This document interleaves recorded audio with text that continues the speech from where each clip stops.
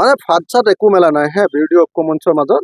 কিন্তু কংগ্ৰেছ দলে তেওঁলোকে বিৰোধী ঐক্য মঞ্চৰ আটাইতকৈ ডাঙৰ পাৰ্টিটো হৈ তেওঁলোকে আমাক লগত লৈ যি ধৰণে কাম আগবাঢ়িব লাগিছিলে তাতকে আমাৰ ওপৰত সকলোবিলাক সিদ্ধান্ত জাপি দিবলৈ লোৱাৰ কাৰণে আৰু নিজৰ ইচ্ছামতে নিজে এটা কথা নিজে বনাই লৈ আৰু নিজে সিদ্ধান্ত জাপি দিয়াৰ কাৰণে আচলতে আমাৰ মাজত এটা ভুল বুজাবুজি হৈছে।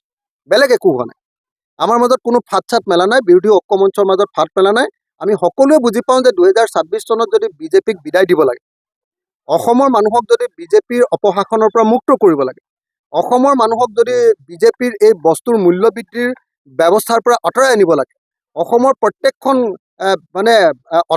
অটো ৰিক্সাৰ ওপৰত মানে আপোনাৰ কৰ নতুন নতুন যি ধৰণৰ কৰ কাটলৰ ব্যৱস্থা, হিন্দু মুছলমানৰ ৰাজনীতি, সাম্প্ৰদায়িক ৰাজনীতি, অসমৰ মানুহ উশাহ ল'ব নোৱাৰা যিটো অগণতান্ত্ৰিক পৰিৱেশ, সেই পৰিৱেশটো নাইকিয়া যদি কৰিব লাগে তেতিয়াহ'লে সকলোৱে জানে যে বিৰোধী ঐক্য মঞ্চই ঐক্যবদ্ধ হৈ থাকি আমি ইলেকশ্যনটো খেলিব লাগে। আৰু সকলোৱে আমি ভাবি আছিলোঁ, আমাৰ ৰাইজৰ দলে ভাবি আছিলোঁ যে আমি সকলোৱে মিলি এইবাৰ আমি 2024 চনৰ যিটো উপ নিৰ্বাচন হ'ব এইটো আমি কংগ্ৰেছকে সমৰ্থন কৰিম। কিন্তু কংগ্ৰেছে কি ভাবি আমি নাজানো, কংগ্ৰেছে কৈ দিলে যে তেওঁলোকৰ তৃণমূলৰ কৰ্মীবিলাকে কৈছে যে নহয় উপ নিৰ্বাচন একেলগে নেখেলে, তেওঁলোকে অকলে খেলিব। উপ নিৰ্বাচনৰ কাৰণে আমাৰ বিৰোধী পক্ষৰ মাজত কোনো চুক্তি হোৱা নাই।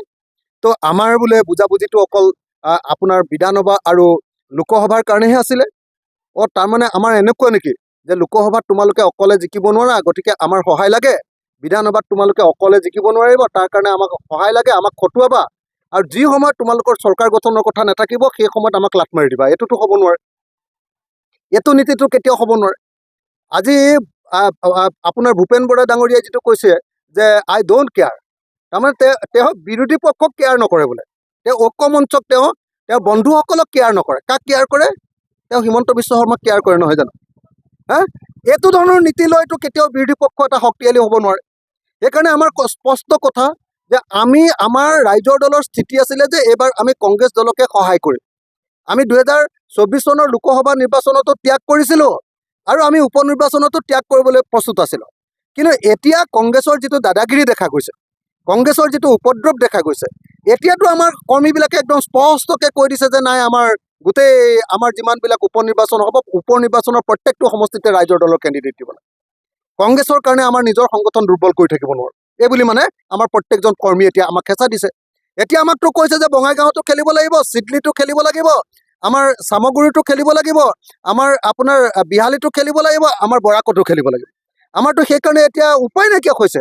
আমাৰ অহা 22 তাৰিখৰ দিনা আমাৰ ৰাইজৰ দলৰ এতিয়া এক্সিকিউটিভ আমি বৰ্ধিত কাৰ্যনিৰ্বাহক হ'বলগীয়া পৰিস্থিতি হৈছে। আমাৰ হুলস্থুলীয়া পৰিৱেশ সৃষ্টি হৈছে আৰু হয়তো এক্সিকিউটিভত এনেকুৱা সিদ্ধান্ত হ'ব পাৰে যে উপ নিৰ্বাচনৰ প্ৰত্যেকটো সমষ্টিতে আমাৰ নিজৰ কেণ্ডিডেট দিম। এইটো কিন্তু আমাৰ ভুলৰ কাৰণে হোৱা নাই দেই, আমি নেখেলোঁ বুলি ৰৈ আছিলোঁ।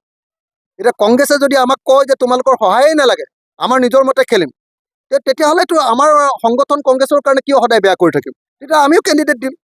তো এই ধৰণৰ এটা মুড এটা আমাৰ ৰাইজৰ দলৰ মাজত আহিছে। আমি আশা কৰোঁ 2024 চন নহয়, 2024 চনৰ লোকসভা যেনেকৈ একেলগে খেলিছিলোঁ, উপ নিৰ্বাচনো একেলগে খেলোঁ, পঞ্চায়ত নিৰ্বাচনো একেলগে খেলোঁ, আৰু 26ত হিমন্ত বিশ্ব শৰ্মাক বিদায় দিয়াৰ পাছত যদি আমাৰ মাজত কিবা কাজিয়া কৰিব লাগে কৰিম। কিন্তু 26ত আমি হিমন্ত বিশ্ব শৰ্মাক বিদায় নিদিয়ালৈকে আমাৰ মাজত কিন্তু ঐক্যবদ্ধভাৱে আগবাঢ়ি যাব লাগে বুলি মই ভাবোঁ।